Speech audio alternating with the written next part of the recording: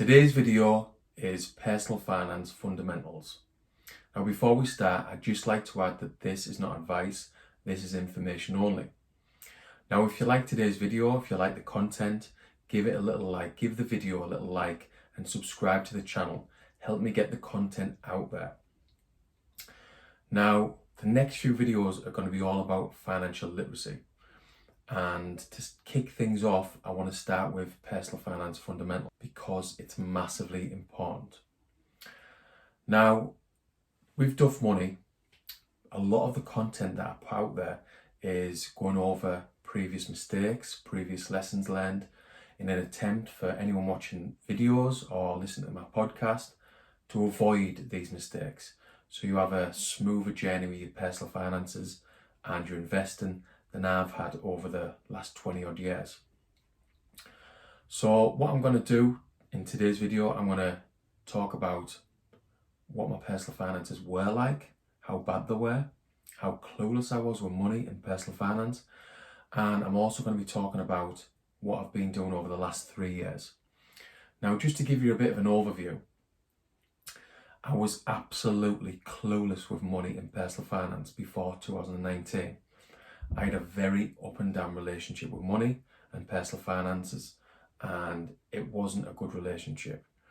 I had a negative mindset with regards to money, and my personal finances were all over the place. And this just led to anxiety and stress. Done me and my family no favours at all. Me because I was anxious and I was stressed out. My family because I was putting my anxiety, my worries onto my family, especially my wife, whinging about money all the time. Where does our money go? I was relentless, and a big part of this negativity was because my personal finances were all over the place. I was frustrated, I was anxious, and I was stressed. Now, this changed at the back end of 2018, and this was a time when I got into personal development.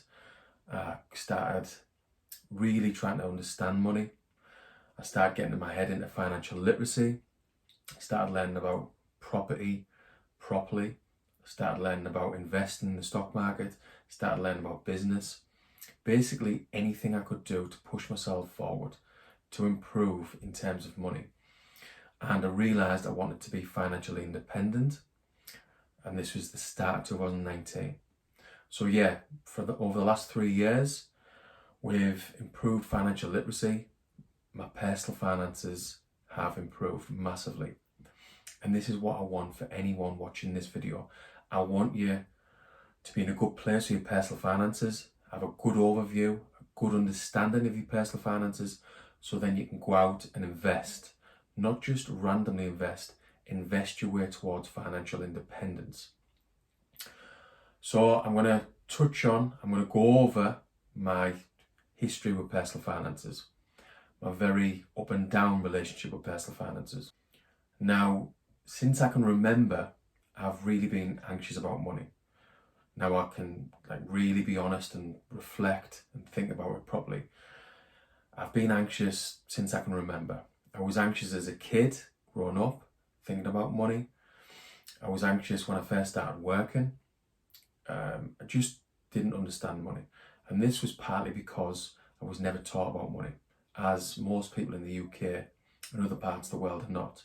We're not taught about money, but it's massively important to understand money. Financial literacy is massively important from my experience, and today's video I'm going to try and nudge you towards financial literacy, towards understanding money. So yeah, going back to my history with money and personal finance. In my late teens, I bought my first property as a 19-year-old. I was anxious over that. I was worried about the mortgage payments, about the rent getting paid, even though the mortgage payments were quite small, £110, and I was making £400. Well, I was getting £400 rent. So I was making a couple of £100 profit in rent, but I was always worried about money. And this continued when I bought my next couple of properties. I ended up having 2 or 3 properties in my early 20s, 3 properties by 2008. So a small portfolio. I was very anxious after 2008. the financial crisis. I'd gone from 50,000 in equity with my 3 rental properties to £50,000 in negative equity. Now, this continued into my late 20s, early 30s, especially around work and money. So when I left the RAF as a 23-year-old, I started contracting as an electrician. Now, I was okay the first few years, earning money. I can't remember being anxious, but as I pushed on to my late 20s, I can remember being anxious. I can remember worried about money, worried about paying the bills. I was always worried at the end of a job, concerned about my next project. I always seemed to find work, but I was always worried about work. And this was because I was worried about money. And this was partly because my personal finance skills were poor. I was always in my overdraft. I was always needing a loan to pay for Christmas or whatever. I was just bad with money. Now, these worries over money and work continued till 2012. And then I got a break in work and my income increased significantly. And this went on between 2012 and 2016. Now, I managed to save a good chunk of money to put down for a home, the home we live in. I managed to save a fair bit of money to put in premium bonds. Now, with that buffer, that money in my premium bonds, that anxiety disappeared. I wasn't worried about money. I was in a good place mentally when it come to money. I wasn't anxious over money and I wasn't anxious over work during this period. Again, between 2012 and 2016. Now, this changed. I think it was going into 2016. Now, at this point, my income's here, my expenses are here. Now, 2016, my income dropped significantly because of market conditions. So my income's down here and my expenses stayed there. In fact, because I was that bad with personal finances, my expenses even increased. We went on more holidays. I think we went on 3 holidays in 2016. We went to Spain twice, we went to Lapland. We bought a new car, little treat. We spent £10,000 on a front room. That was new fire. We had to build out, so it cost £5,000 for the new fire, the new log burner, new sofa, and then finishing it off with carpet, blah, blah, blah. So this just shows how bad my personal finances were. So this was when my anxiety kicked back in. Now, this continued for the next 2 or 3 years. It continued. I was back to that little cycle of being negative, about being worried about money, being worried about work. And it's no good. This is what I want anyone watching this video to avoid. So this continued up until 2018. And I got to a point where I was sick of being negative. I was sick of being worried about money. I was sick about moaning about money. I was sick of whinging to my wife, where does our money go? So this eventually pushed me into watching Tony Robbins videos. That pushed me into personal development. I started writing goals at the end of 2018, and from the 2019 onwards, my personal finances have really improved. And this is what I want for anyone watching this video. Get your head into personal finance. Understand your personal finances. Get an overview of your personal finances. Don't make the mistakes that I've made. I've made loads of mistakes. Have a little read of my first book, FI Money, Learn the Hard Way, Teach the Easy Way. And the link will be in the video description. What you'll find in this book is mistake after mistake. I really do, as the title suggests, learn the hard way. And this went on for 10 years.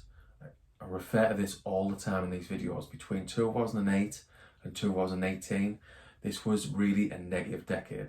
And my personal finances were an absolute joke.